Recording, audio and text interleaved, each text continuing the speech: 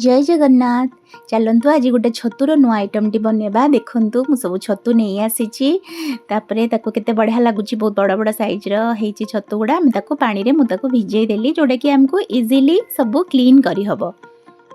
देखु बहुत बढ़िया लगुच पानी रे टिके भिजेक रखीदे आम तार सब बाली सब बाहरी आसब। एपटे कौन कली एपटे पियाज रसुण को काटिदेली अदा पड़ोनी भूल अदा नहीं आसती एपटे होगला ताहारी भितर ये सब 2-3 मिनिट मुझे भिजे देती भलसे आम गोटे प्लेट को बाहर करदेवी।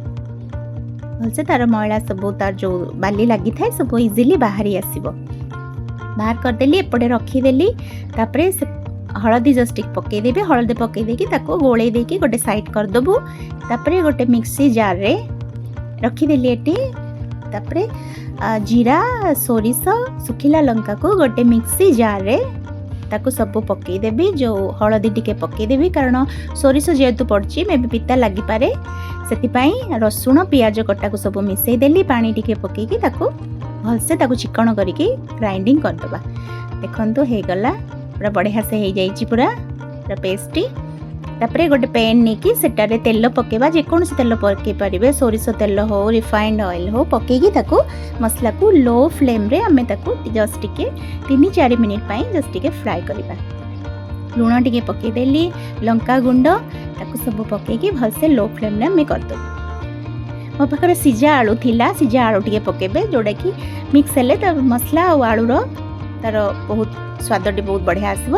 ताको पकईदेली पकई दे सारिकी सेपटे मसला हवा भितर मु छतुरे कौन कली ना लुण गुलईदेली लुण गुलईदेली एपटे रखीदेकी मसला हो आसलाणी जेहेतु तेलटा सेपरेट हो आसलाणी मसलारू जस्ट कम तेल रे करिछि। बहुत कम तेल टेस्टी भी लागिबो हेल्दी भी खाइकी देखिबे। तापरे एपटे मु सब छतुरू देखंतु ता राउंड पार्टा को बाहर करदेली केते इजीली बाहरी जिवो।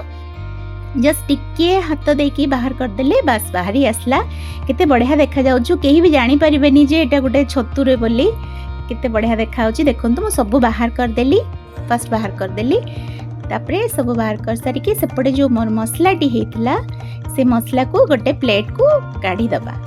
से ठंडा हे गलानी एबे से छतु भितरे आम सब मसला को बढ़िया से पुरे देबी। बहुत बढ़िया लगिबो देखिबा आपण खाइकी देखिबे भात पखाळ एमितिका भी खाई परिबे। मो पिला कौन से पिला को तो बहुत पिला को सोरिषर आइटम सब भल लागेनी आपण एमिति सोरिष आ सिजा आलूर देकी करिकी देबे पिला भी जानी परिबेनी बहुत बढ़िया लगिबो से माने भी खाई देबे। देखंतु सब मु फिल कर देली फिल कर देकी गोटे साइड करिकी केते बढ़िया देखा होची पूरा ताकू गोटे साइड करके रखीदेली। तापरे से पैन ले जो पैन ले मु मसलाटी करथिली से पैन ले तेल टिके पकईदेली। एटार बहुत कम तेल रे हे जिवो। तेल पकई देकी तेल टिके गरम हे गला परे बेसी हाई रे करिबेनी लो रे ही सब हबो। तापरे सब मशरूम गुड़ा को सेटारे पकईदेली पकई सारिकी देखंतु जो पटे मसलाटा रहीची जो मशरूम रो सेटा डाउन को रखिली ताकि आम कभर करदेबू 5 मिनिट्स 5 मिनिट्स पर मुझे पुणी टर्न करदेवी। टर्न करदेली केते बढ़िया देखा होची पूरा बहुत सुंदर देखा हवा सहित बहुत स्वाद भी तार बहुत टेस्टी लगिबो समस्त को देई परिबे। तापरे पुणी आमे ताको कभर करदबा। देखंतु तापरे एटा सब पानी छाड़ीबा को लागिला सेई टाइम रे आमे ताको हाई फ्लेम रे आमे ताको करिबू कारण पानीटा सुखिबा दरकार। पानी सुखी आसलाणी देखंतु हेई आसलाणी पुणी ताको टर्न करदेली हेई आसला ऑलमोस्ट पूरा मोर हेई आसलाणी बेसी समयटा लागिबोनी बहुत टेस्टी लागिबो। सब हेई गला आमे गोटे प्लेट को ताको मु बाहर करदेबी।